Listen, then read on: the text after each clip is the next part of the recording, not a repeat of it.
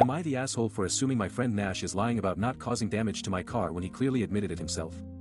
So I, 35M, and here's what happened. Nash borrowed my 2018 Honda Civic last weekend to run some errands in the city. He promised to fill up the gas tank and return it by Sunday, but he ended up calling me on Tuesday to say he was having trouble finding a spot to park and needed an extra day. I agreed, thinking no big deal. When Nash returned the car yesterday, I noticed that the rear bumper was scratched and there were scratches on the side panel. I immediately suspected him of causing the damage while driving recklessly in traffic or parking badly. When I confronted him about it, he denied any involvement, claiming he must have gotten into a fender bender at some point during his errands. I asked him to show me the damage, and he handed me a phone picture of the scratches on his car from when he picked me up. I was furious that Nash would deny causing the damage to my car and even try to shift the blame onto himself. When I expressed my disappointment to Bianca, Nash's girlfriend, she told me not to be so uptight and said it was an accident. She then proceeded to call me out for being paranoid and controlling. Nova, another friend of ours, chimed in on the group chat, saying that Nash is a great guy and would never do something like that. I'm still fuming about how dismissive Bianca and Nova were towards my concerns. I feel like they're not taking me seriously or respecting my property. When I told Nash that if he had been driving recklessly, he should have admitted it instead of denying it, he just shrugged it off and said I was overreacting. Am I the asshole? Am I the asshole for assuming my dad's excuse for going through my phone was a lie? So I went to bed last night feeling pretty good after having a productive day at work. My girlfriend Nadia and I had planned to watch a movie together tonight, but we decided to call it off because she had a headache. I spent the rest of the evening browsing YouTube, catching up on some old videos, and playing some video games until 1 a.m. I went to bed around 2 a.m., feeling pretty relaxed after a long day. The next morning, I woke up to my phone blowing up with notifications from Omar, who was trying to reach me about something. I didn't see the messages because my screen was on Do Not Disturb mode due to the late hour. When I finally saw them, I had around 20 messages from Omar asking if I was still free for tonight and making plans to meet up with him. I responded to a few of his messages, but then realized that something was off when he mentioned meeting up at 9 p.m. and said it was going to be just the two of us.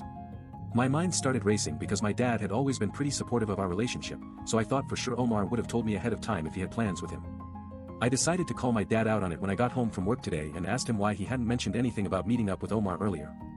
He just said that he was just checking in and claimed that he didn't know what Omar wanted with me, despite knowing our schedules pretty well. When we talked about the whole thing, my dad became defensive and told me I'm being paranoid and that Omar is probably just trying to hang out. But when I pressed him on why he would snoop through my phone without asking permission, his excuses started getting ridiculous, like claiming that he was just looking for a charger or some other absurd nonsense. Am I the asshole? Am I the asshole for removing my estranged brother Luca from my will after he showed up at my family's vacation home uninvited and started yelling at my mom about our argument? So I, 23M, and here's what happened. Luca and I had been having a huge fight with Camille, our sister, over money. She thinks we're not contributing enough to the family business, while I think she's being unfair and demanding.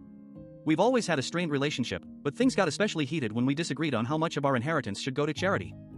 A few days ago, Luca showed up at our family's vacation home in California with his wife Reese, who I'd never met before. He started lecturing Camille about her spending habits and basically told me that I'm a selfish, uncaring brother.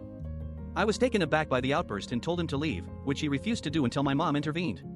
Later that day, Luca texted me saying that if I didn't remove him from my will, he'd make sure our parents knew about all the money we'd been hiding from Camille. He also claimed that I was ruining our family's legacy and that Camille was being unfairly targeted.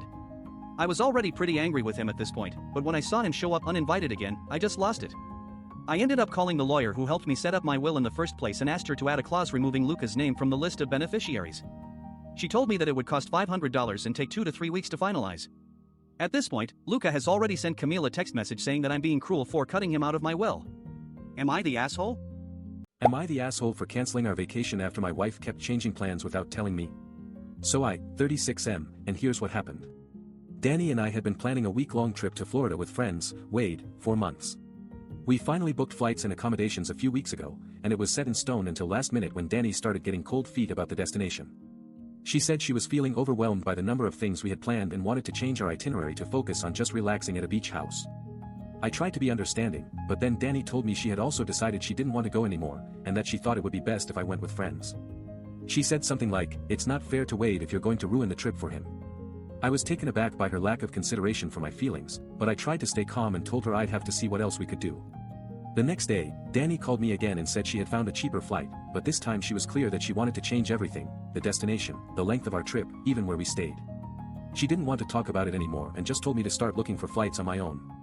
When I asked her what was going on, she said, "I'm sorry, Fletcher, no this is last minute, but I just need a break." It felt like she was brushing me off. When I told Danny that I couldn't keep searching for flights all day because we had already locked in the others, she just got frustrated and hung up on me. That's when it clicked, she wasn't even trying to work together with me anymore, she was just taking over and expecting me to do all the legwork. Now, Danny wants me to go without her, but I'm not sure if that's fair to me after going through this whole ordeal. Am I the asshole?